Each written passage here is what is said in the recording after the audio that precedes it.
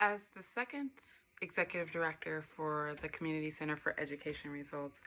I decided to apply for this position after a recruiter had reached out to me to ask me, having had my name come up throughout the community as they were seeking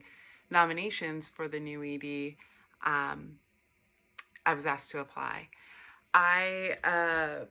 was at an organization that was in a very similar situation to the Community Center for Education Results, where in that case, the person was male, but we had a very cisnormative, hetero, um, white male who was leading our organization, and I had very explicitly said of the organization that I had been at for 7 years in between leaving Highline Public Schools and coming to CCER, I had said I don't want to apply for the ED job there because there had been a lot of damage done in our community and amongst our staff around a very white-centered narrative of what it meant to be of service to communities of color. And I personally felt that there needed to be a bridge ED in place before a person of color could truly succeed in that organization. So people were pretty shocked when I applied to be the executive director at the Community Center for Education Results, where they were going through essentially the exact same transition, almost to a T. They both started their organizations at the same time.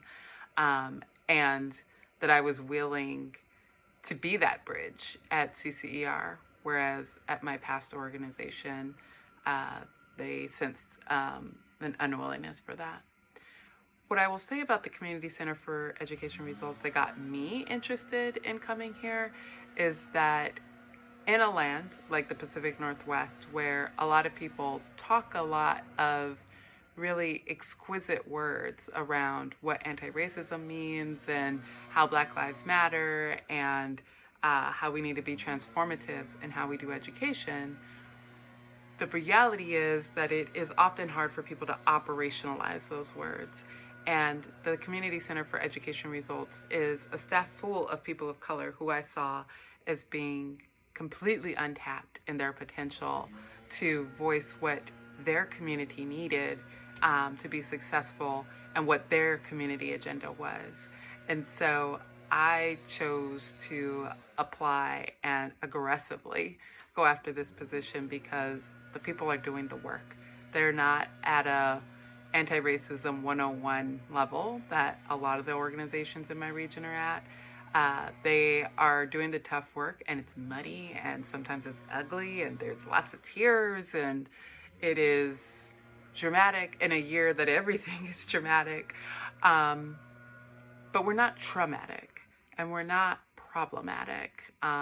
especially when we allow the young leaders, the leaders of color, the Black folks, the Indigenous folks to the front. And this organization, in 7 months of time that I've been here, and 3 months before that when I was in transition, made it plainly obvious that they were ready to do the work. I absolutely believe that when we lead with race and we center community, we can get to much, much higher heights, especially as it comes to educational equity and racial justice in this particular region, where there's such a distinguishing factor between who has access to opportunity and who doesn't. As executive director in this organization with these people, it has turbocharged my ability to be seen in the community in very vocal, very direct, very activist ways that I could never do in a lot of the other organizations where I was supporting someone else's vision. I had tremendous support to step into this role, and I was chosen to lead this organization, and I very carefully thought it through and was not able to turn down the invitation to come and be great.